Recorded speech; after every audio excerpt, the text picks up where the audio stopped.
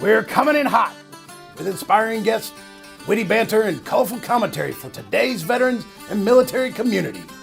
This is the Tango Alpha Lima podcast. They call me crazy cause I'm facing all my giants. They try to scare me into thinking I can fight it. They tell me I should never even think of trying. But that's just me, I'm gonna live out in defiance.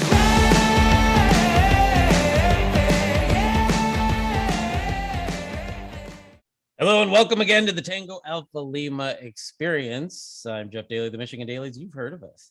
And with me, as always, cleaning her microphone, it looks like if you're watching on the feed, is Ashley Marigor Maldonado, who recently went snowboarding. Can you tell people how that went for you?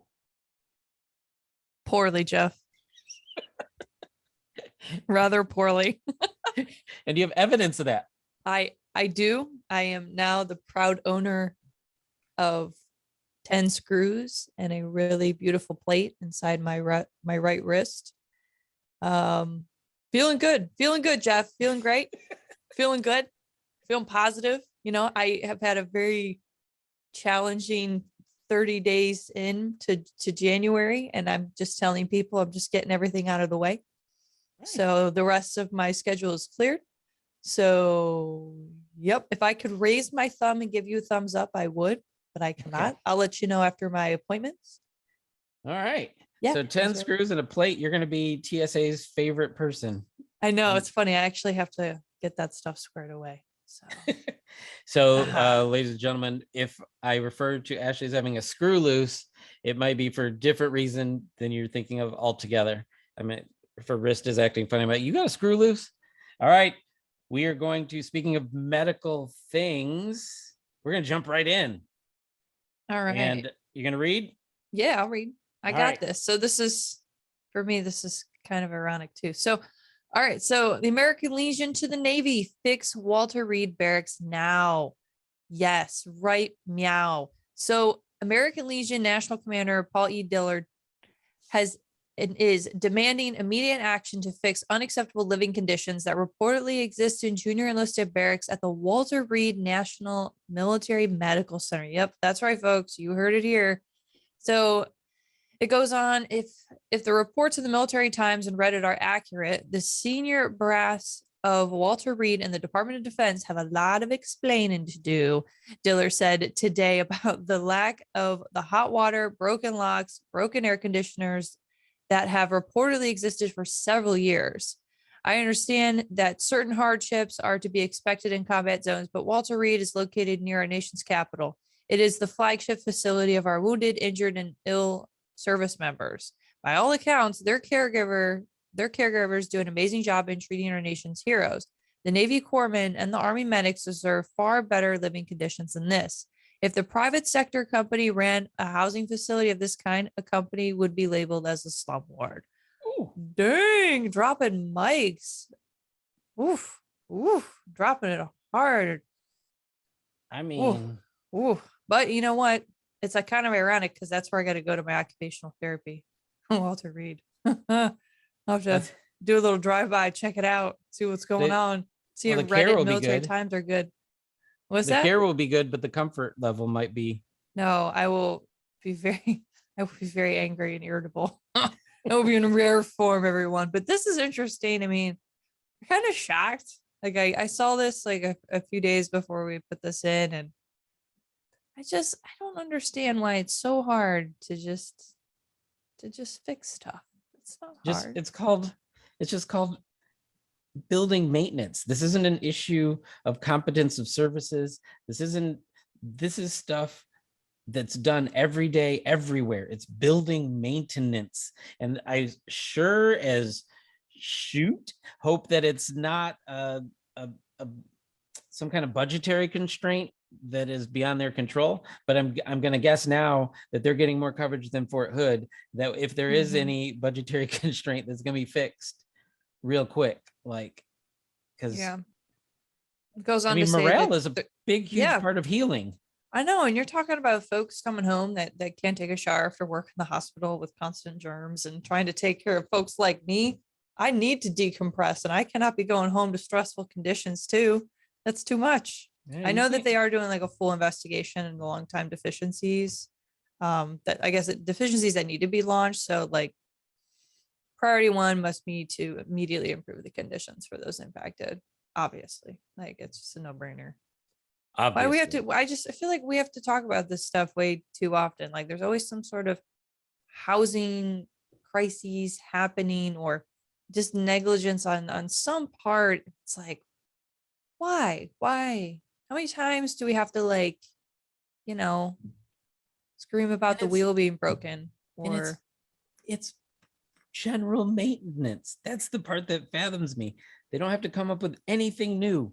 They don't have to hire any experts to create a new solution. I do it.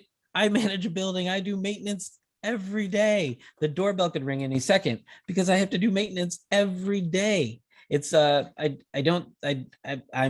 flummoxed, I tell you, but I hope that your stay there goes swimmingly well and that you will get back to giving me thumbs up and other fingers up with your usual vigor. You're welcome. I'll work for you. I will make sure I hit occupational therapy hard. Just for me? You, Jeff. Oh, For I you. appreciate being your inspiration in that. Speaking of inspiration, today we have a young man on here who is inspiring a lot of people, and you're going to find out the very different ways that he's doing that. So today we're going to travel back in time to the SVA, back to the NatCon future. Before my arm was broken. Yeah, before you I want to time travel back and make a few Before you different went- life choices. before you went extreme sporting. Don't ever do that again. All right, so we're going to travel back into the SVA again and share our visit with former Green Beret and Seattle Seahawk, Nate Boyer, to talk about merging vets and players, also known as MVP, a nonprofit organization that brings together combat veterans and professional athletes for workouts and therapy. We had a great visit with Nate back in Orlando, and we're going to roll the video after the break. A veteran is a veteran. A veteran is a veteran. A veteran is a veteran. The American Legion embraces all current and former members of the military and endeavors to help them transition into their communities. We are Veterans Strengthening America. We are the American Legion.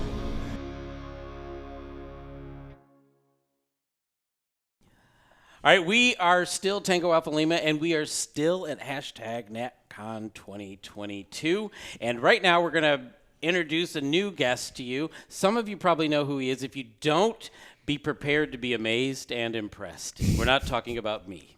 Today, we're here with Nate Boyer, who's done a little bit of everything you could imagine. He served as a U.S. Army Green Beret and played NFL football, not with the Detroit Lions, but with the Seattle Seahawks. He's a philanthropist, community leader, and an avid world traveler who has embarked on adventures such as solo backpacking trips through much of Europe and Central America, fly fishing in Kamchatka in Russia, volunteering at refugee camps in the Darfur region of Sudan-Chad border, or climbing Mount Kilimanjaro with a wounded veteran to raise money for clean water wells in Tanzania. I, on the other hand, gave money to a kid selling candy bars outside a grocery store last week and helped him get to camp. So we're pretty much Same. Same. And he's also We are the same. a That's very near future member of my favorite post in the American Legion, Hollywood Post 43. I will take that check when we're done. Nate, welcome to the Tango Alpha Lima podcast. Can you tell me about, it's asking me to tell you about your post, but what do you know I can tell you about the post. You can? Yes. Okay. So I've been there several times and got to know a lot of the members at Post 43. But also, about a year ago, during the pandemic, I directed my first film, a feature film about MVP, about the charity I'm sure we're going to talk about soon. But we filmed several of the scenes at the American Legion.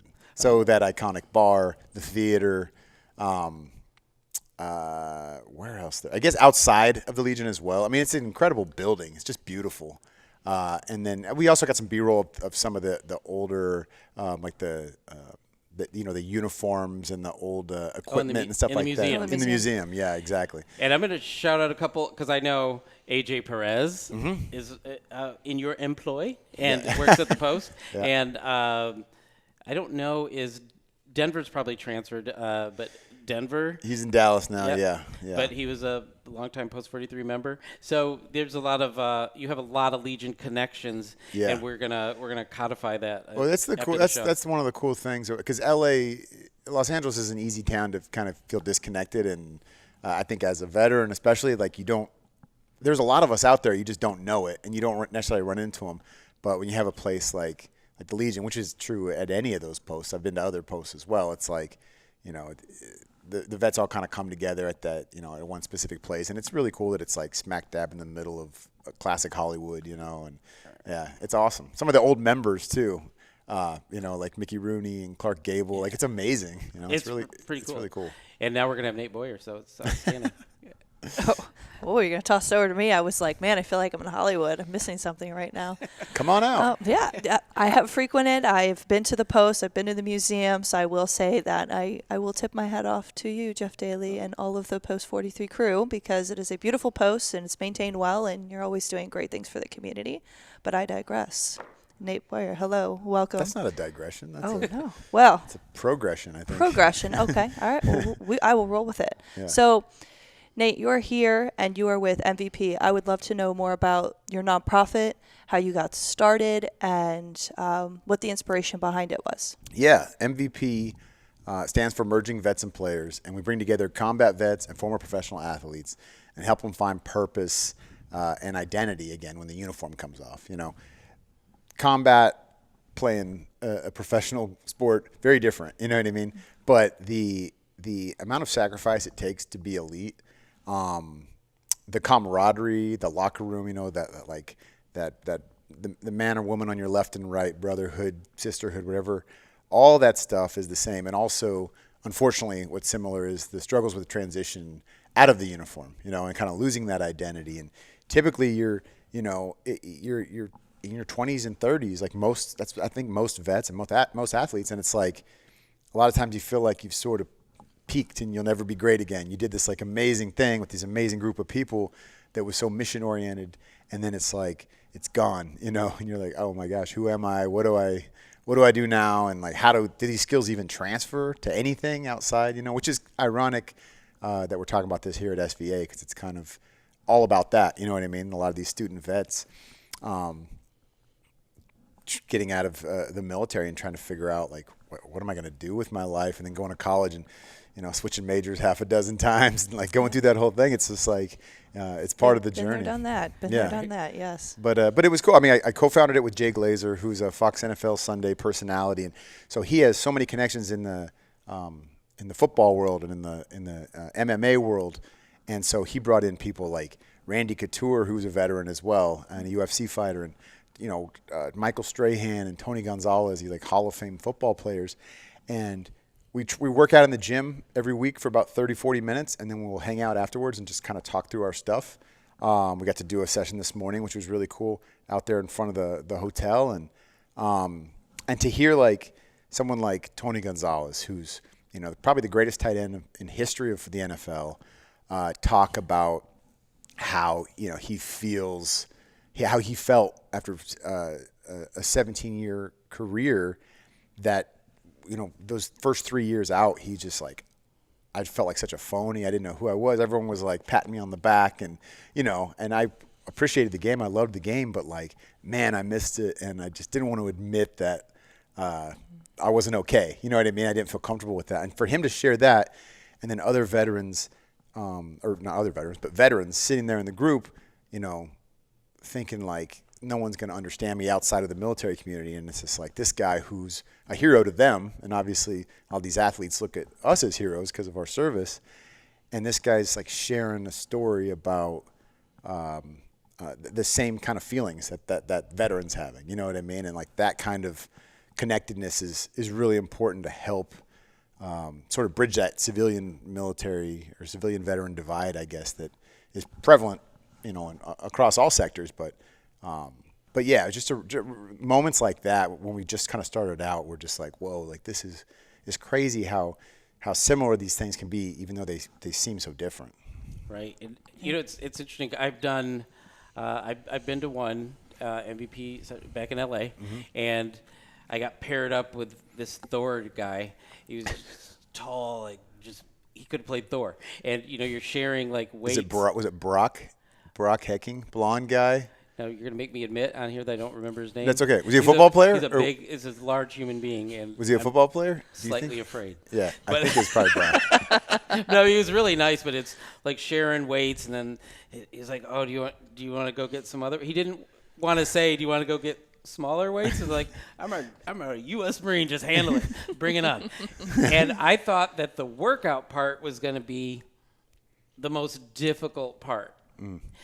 But the reality is, once you get in I affectionately call the Kumbaya circle, once you get there and you start hearing about people's struggles, even when they talk about the progression that they make or the wins that they make, you really understand the importance for the camaraderie. You really understand the need for talking things out like you guys do.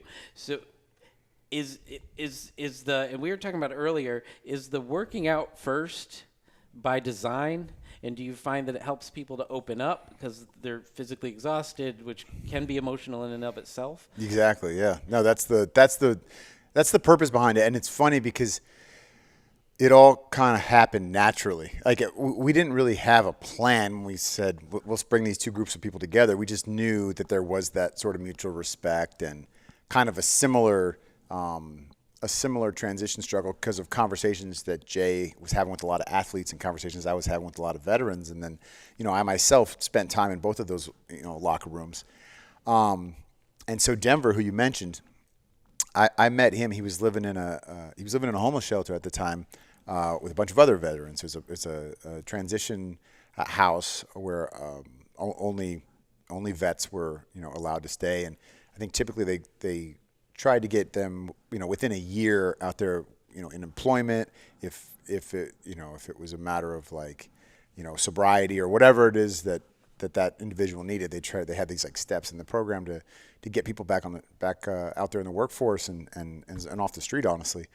And I met Denver, and he was like, "Man, this MVP thing is really cool. What do you guys do?" And I was like, "I don't know yet. We're just starting out. We don't know." But Jay owns a gym, which is called Unbreakable Performance Center. That's, I'm sure, where you went. And it's on Sunset Boulevard in West Hollywood. You know, it's just like it's kind of like the Legion. This is like in this place. It's sort of, it's almost like it's a place that's out of place, but it fits right in. You know, and I asked Jay. I said, "Hey, can I bring some vets up to the gym? These guys are living, you know, in a shelter a couple miles away." And he was like, "Yeah, of course." So I brought him up. Denver brought like 5 other guys from the shelter, and we just like worked out.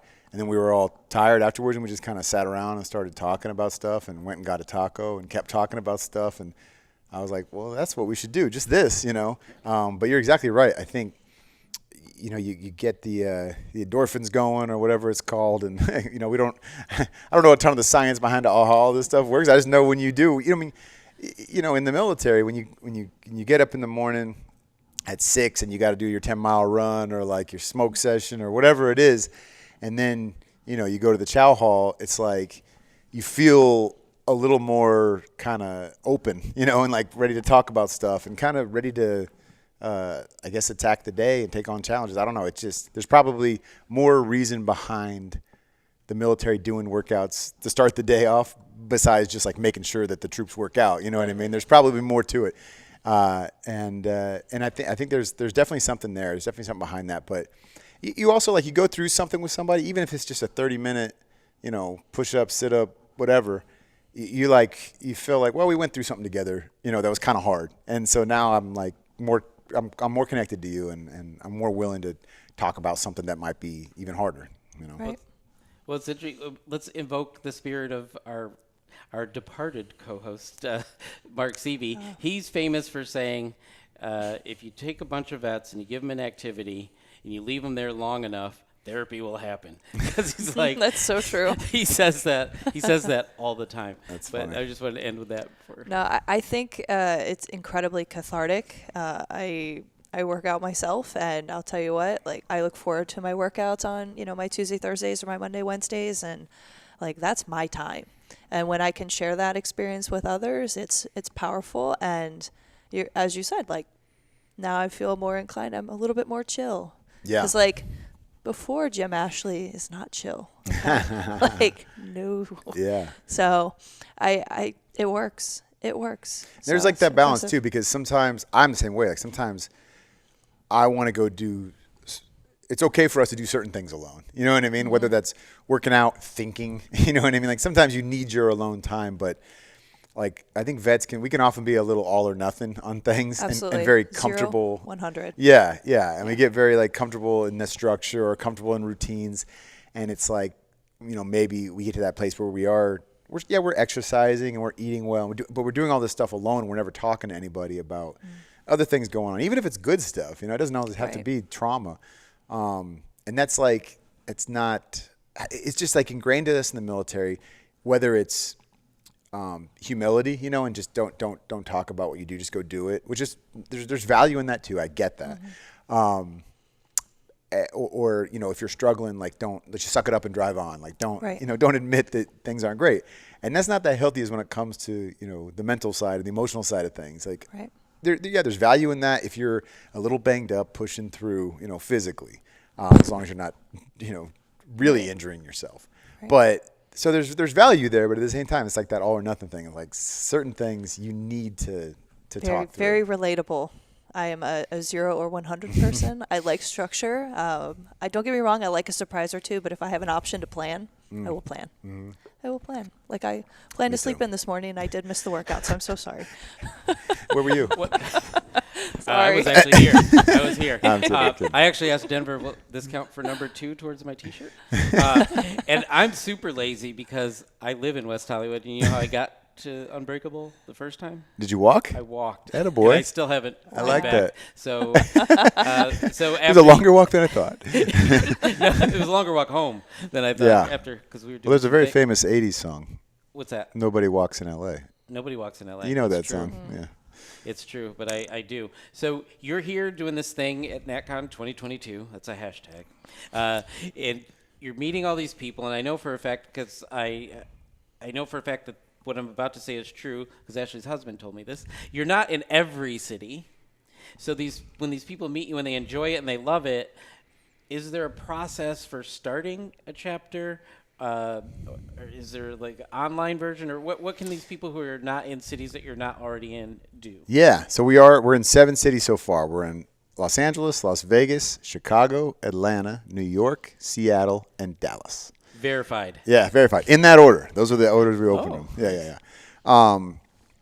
So we're there in those we have chapters in those 7 cities. But now, because of COVID, there was some, just like any tragedy, when you rebuild out of it, it opens your eyes up to other things. And we had to jump to doing virtual huddles for our members in those 7 places. And then, of course, anybody can jump on an online platform. So then we had people from other, parts of the country that are nowhere near a chapter, thousands of miles from a chapter maybe, that were joining us. And so we have an East Coast Zoom and a West Coast Zoom that we do every week as well. And we still do the workout and we still do the huddle afterwards and, talk just online, and it works. And it's something that we have to like stick to now. We're going back into the gym. I think most people prefer that in-person session, but there's some people that whether they don't feel comfortable getting back in the gym yet, or sometimes they just can't make it. Because even members of these chapters, they don't all live in West Hollywood, for instance, near the gym. Maybe they live in an hour away, and they wanna still come, but if they got a family or other things going on, it's like I can't make that hour drive every week. And then, of course, the people that we've connected with and the members that we've grown that are outside of these regions. So we have that opportunity as well. And to open a new chapter, like, it's tough because it's tough. It's not that we're doing great from a fundraising standpoint, but it's tough because we've got to make sure you have the right place and the right people leading it, because you don't ever want a chapter to fail in any city, right? And so like taking the time, being very deliberate about the planning for that.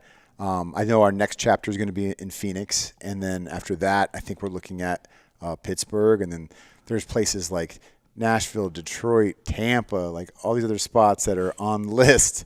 And you know, in DC area as well. So there you go.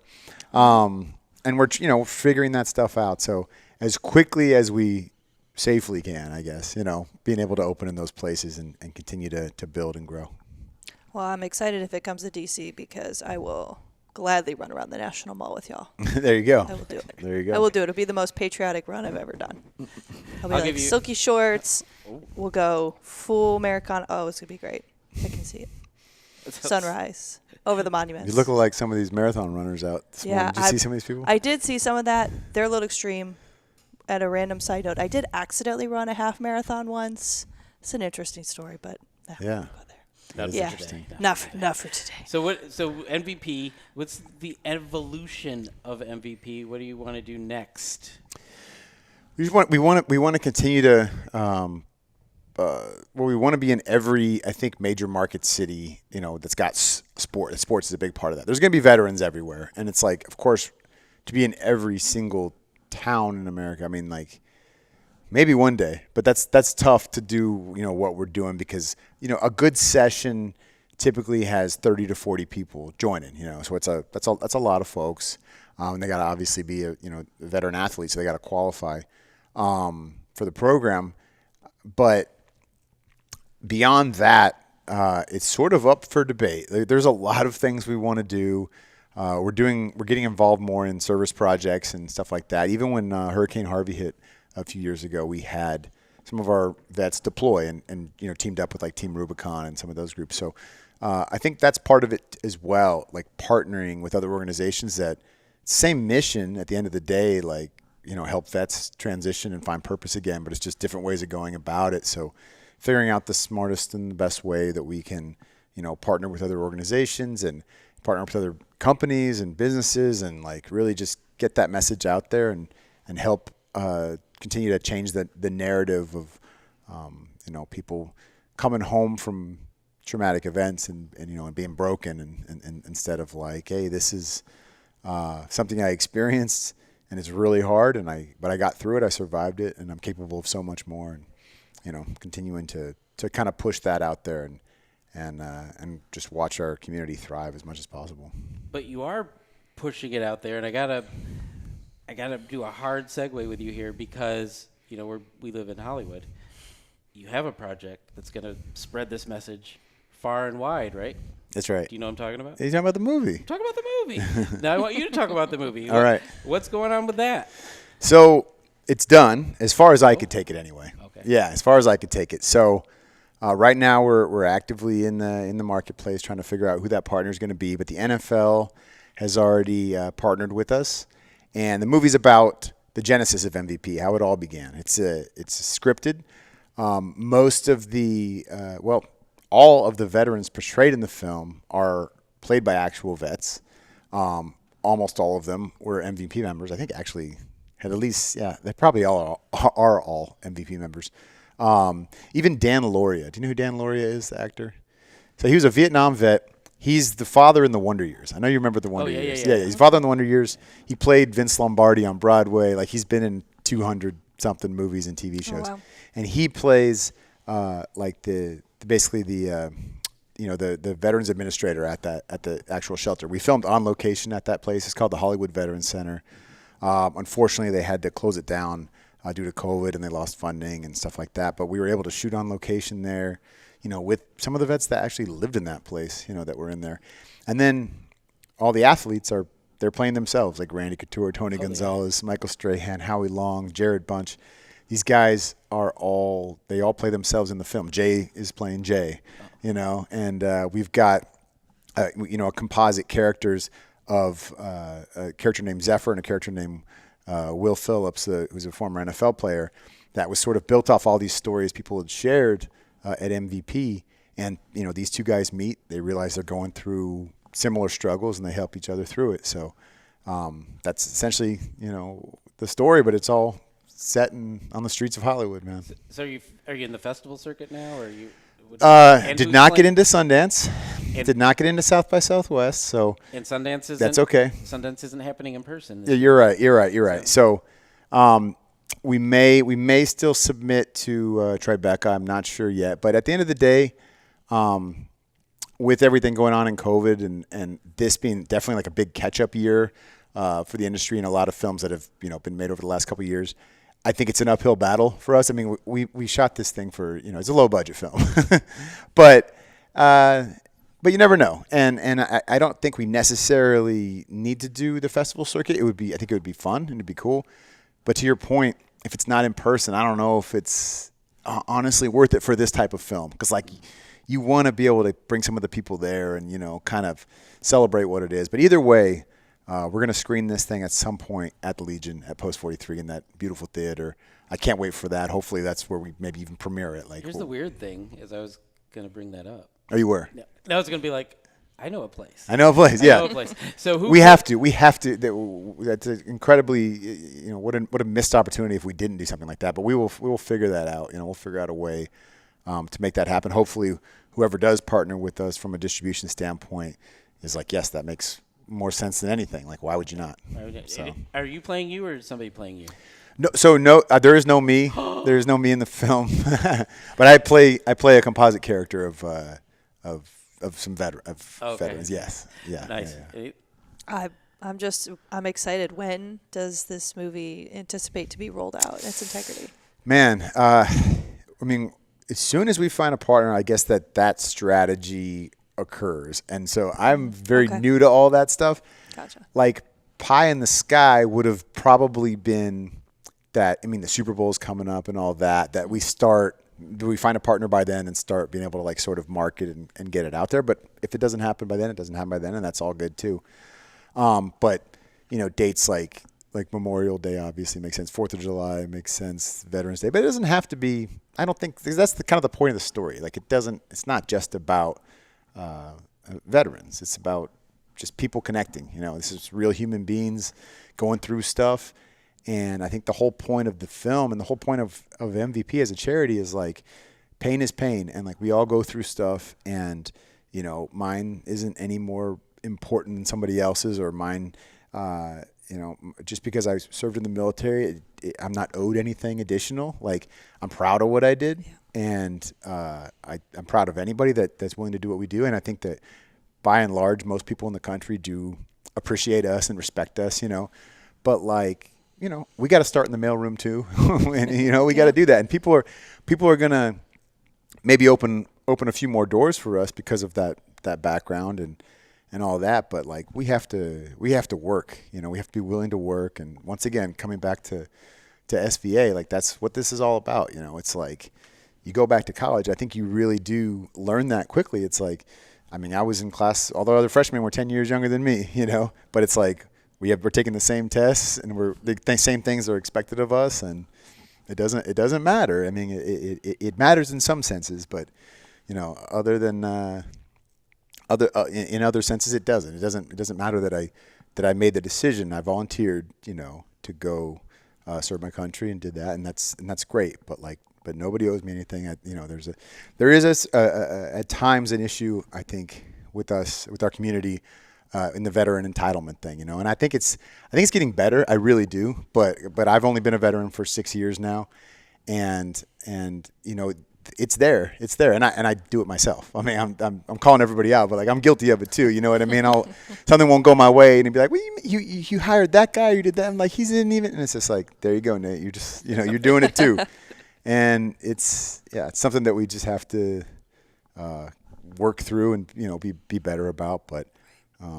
Yeah, I tend to find a lot of imposter syndrome as well. So you see that we went from a we to an I standpoint, and when you're entering the education space, you're being asked to do all of these things, and you're like trying to compare and contrast yourself with maybe underclassmen or folks that are significantly younger than you, or you just feel frustrated by the whole experience.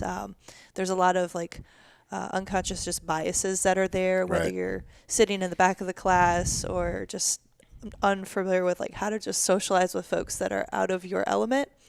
But it is great to see that there are so many breakout sessions that are trying to tackle some of these issues and grab feedback and really propel veterans forward in both sharing their stories and pursuing their education and finding that continued service through whatever avenue they've selected, or they eventually find out, like some of us who have changed majors a few times and, right. lectured to others, it's okay to not know who you want to be when you grow up. Yeah.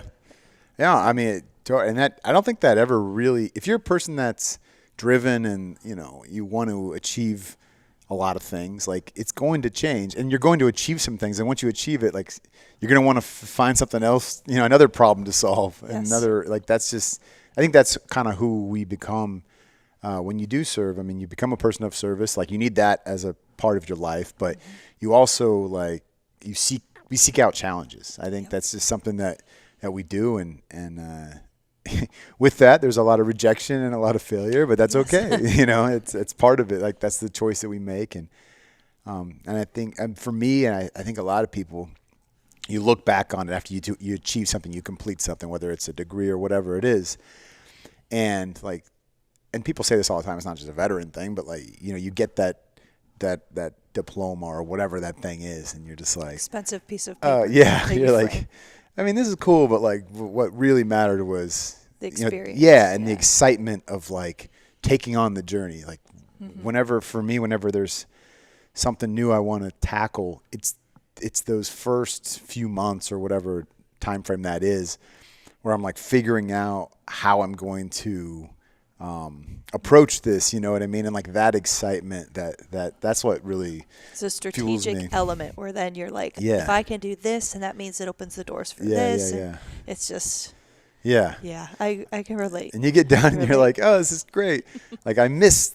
So then you got to find the next thing, because I missed that part where I was not quite sure what I was doing, and I was just doing my best, and So I will say this: so you're a philanthropist, you're a world traveler. Has that kind of itch, scratch that itch for you? Especially you've got the nonprofit, you're a Renaissance man, if you shall, right? And you have really taken on some really unique initiatives to give back, not just in the States but abroad.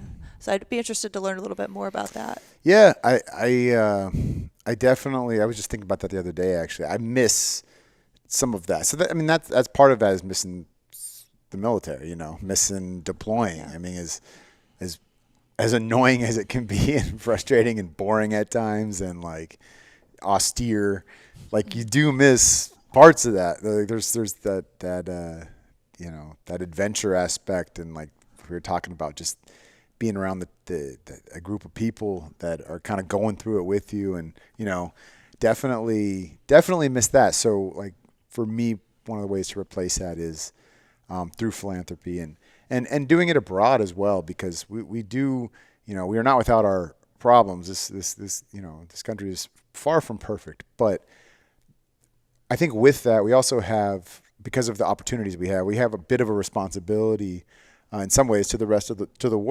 world, to go do something. That doesn't mean you have to go, go to do relief work somewhere or something like that. But whether it's imparting that on other Americans, or being involved with something that helps people in other places that just don't have the opportunities we have, I think veterans would like to lead that charge. As well, and they do a lot. A lot of that is already happening, of course. But for me, that's one of the things I really miss when I think about my deployment was the people in Iraq and Afghanistan that did really appreciate us and connected with, and there's a lot of that too.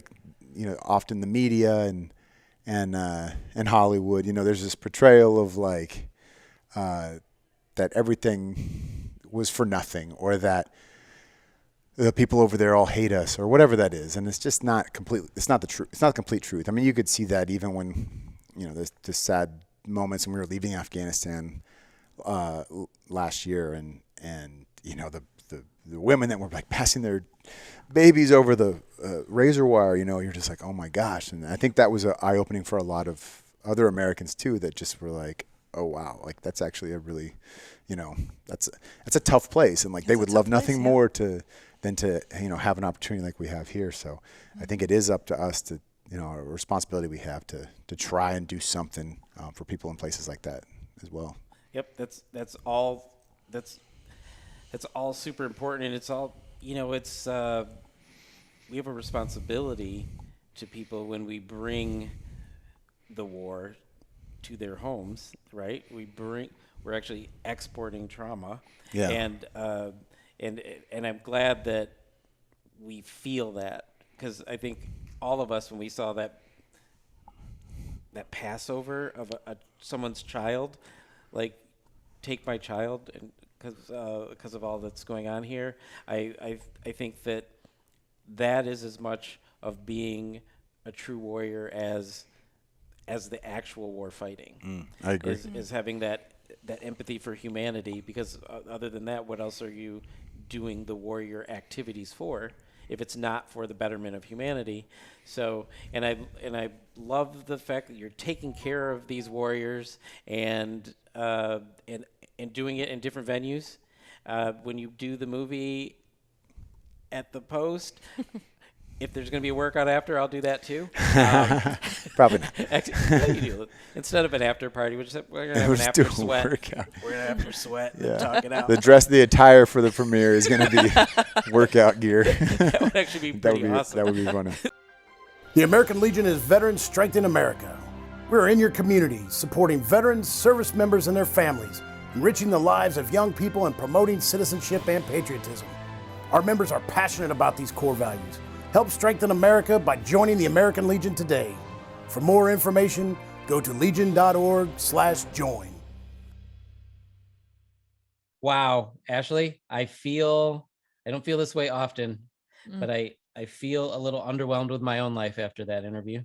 A Green Beret, NFL football playing, movie producing dude, just doing, as you would say, All the things. Oh, I love when you set me up. Yeah. So I'm so excited. I'm going to go do what I don't think he could do better than we can do. The one thing is we're going to get into now. Pew, pew, pew, pew, pew, pew, pew, rapid fire. All right. Our first rapid fire is cool, I guess, a little scary. DARPA successfully tested an autonomous Black Hawk helicopter. This comes from gizmodo.com. The United States military just inched one step closer to bringing autonomous helicopters to the battlefield. Like most strange feats of advanced military technology, this one comes from the Pentagon's Defense Advanced Research Projects Agency, better known simply as DARPA.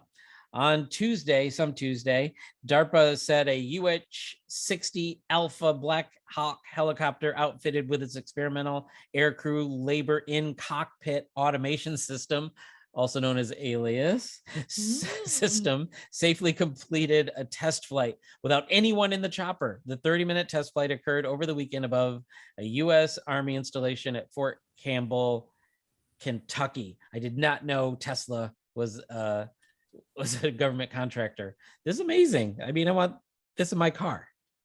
What do you think? I think there's a lot of alphabet soup with agency names and project names. It's my first takeaway. Yeah, we've talked about that before. You gotta have a good acronym. Just so much alphabet soup, you gotta make it real clever. But this is pretty neat. I mean, we're definitely moving towards a lot of autonomous, vehicles, just tech that's going to improve the lives of others and keep people safe. So, battle testing this and getting it, into the air and seeing how it works and how it could be of value to us as a, united fighting force. And just as the world, gets a little crazier, there's a lot of stuff going on in the world right now for following any contemporary news. So, I think it's timely, but also impressive. There's a really cool, if I could, I know this is rapid fire, but the Arts and Industries building, it's a part of the Smithsonian Museum. It's right next to Smithsonian Castle. There's a really, really cool exhibit. And they have kind of like a hover, very new aged aircraft. I wish I knew what the name of it was, but it's pretty impressive. And it makes me think about this because there's a whole section dedicated to how we advance in our travel. And one was like, speed kind of bullet trains, and it was like by Virgin Mobile. There's so many different things. So it's nice to see like the military being like kind of up to speed for the first time ever. Like it Well, feels, they're good. Let's be fair. This is To a be giant fair. drone. This is a giant drone. We've been doing drones for a minute. And so they're kind of making, but as you said, the battle test portion of it, drones are up high doing their thing. And this is a helicopter. I assume they're using a helicopter because it's going to have cargo, human and otherwise. And there's going to be danger points, and what's the line of vision that the pilot would have to assess threats and things like that, and make human decisions, right? So I'll be curious how this works out. But a lot of things at DARPA never actually see the light of day, so we may not know the answers to these questions. All right, let's move on, because we are Maybe they'll being call less, it Dark Knight. No, just kidding. we are being less than rapid. So let's move on to rapid fire number. Pew pew. That's 2. All right, this is King of Calypso, Harry Belafonte. Do you know who that is, Ashton? Harry Belafonte? I'm about to find out. You don't know who Harry I'm Belafonte about to find is? out. All right. He was a World War II sailor, also pretty well-known singer. This is from the U.S. Department of Defense. It's in their Black History Month section on their website that actually exists. Singer, songwriter, actor, and social activist Harry Belafonte was in the Navy during World War II, dropping out of high school in New York City to enlist and contribute to the war effort from 1944 to 1945. At the time, military services were segregated. Belafonte, a Jamaican American, was assigned to Port Chicago, California. Not familiar with that, 35 miles from San Francisco. Once he completed his service in 1945, Belafonte returned to New York City, used his GI Bill benefits to pay for his classes at the New School Dramatic Workshop alongside future actors Marlon Brando and Belafonte's lifelong friend Sidney Poitier. Belafonte was born in 1927 in New York City and is still with us at 94. Yes. Okay. All right. Yes, and Holly's having some fond memories of the Banana Boat song. And I wish you could see her. She's lip syncing like she's a TikToker over there. Oh no, she's dancing. We have to get back to business here. Ashley and I ignore what's going on there. So you had no idea who Harry Belafonte was? I don't. I don't. And I'm. Do you have a pen and paper? I can kind of write with my left hand. I need you to write that down and check out some YouTube. All right. He's the king of Calypso. He brought Calypso to the United States of America. And obviously before my time in 1927. So, I mean, we gotta figure it out. We gotta get you up to speed. And he's a vet, another famous celebrity vet. All right. Are we ready for the final and rapid fire? Pew, pew, pew. Number 3. This is Air Force ordered to pay $230+ million for Sutherland Springs church shooting. American Military News. Do you remember this story? We covered it, but it was a while ago. A federal judge has ordered the U.S. Air Force to pay more than $230 million to the survivors and families of the victim of the 2017 shooting attack at a church in Sutherland Springs, Texas, in which 26 people were killed. On Monday, Judge Xavier Rodriguez of the U.S. District Court for Texas Western District ordered the Air Force to pay restitution to those affected by the shootings on the ground that the service failed to flag the shooter's court-martialed conviction and bad conduct discharge from the military. Despite Kelly's court-martial conviction, the Air Force did not report his criminal history to the FBI, which could have placed his name on the National Instant Criminal Background Check System database and helped prevent him from obtaining the firearms he used to carry out the shooting. I don't often see a military branch having to go to court and pay restitution, pay these things, but this is a pretty big miss on their part. Yeah, I'm just like, what? Like my mind, I'm reading this and I'm trying to recall when we originally touched back on this story. And I mean, it's worse. I think he escaped from I didn't write it down here, but I think he escaped from some mental health care thing and threatened people threaten people, his superiors on his base, that My. before any of this court-martial business. So he's like Kid quite the track history. record. Yeah. Ooh. I mean, Oof. we're losing guns. We're getting people who shouldn't have them to have Let loose them, cannons just roam around without any sort of paper trail and/or. and I wish 230 was Mm. something that would hurt, but I don't think 230 million is going to hurt the Air Force that much. But probably some careers are going to suffer. So I hope that we don't repeat this again. That's all I have on that. Ooh. Yeah. Ashley is done with that story. As you could Done. just, if you're watching, you saw she's over it, and we Good. are going to move on because that is our show. I mean, we had some good stuff in there. Mhm. I dug the rapid fire. Mhm. We had a Green Beret professional NFL player, no big deal. Or the kids say NBD. Yeah. I'm just saying IJS. You know what's Yeah. up. I So will say Nate is super duper sweet. He's definitely a Renaissance man. He's doing it all. He's doing it well. he's and doing. all the things. What kind of dimension am I in right now? Maybe it's my wrist and I had to bring CV back for you. So that combination is our show for today. Ashley, what are you going to take him out with? All right. Okay. So don't forget to subscribe to Tango Alpha Lima podcast on YouTube, Apple Podcasts, Spotify, or wherever you consume your podcasts.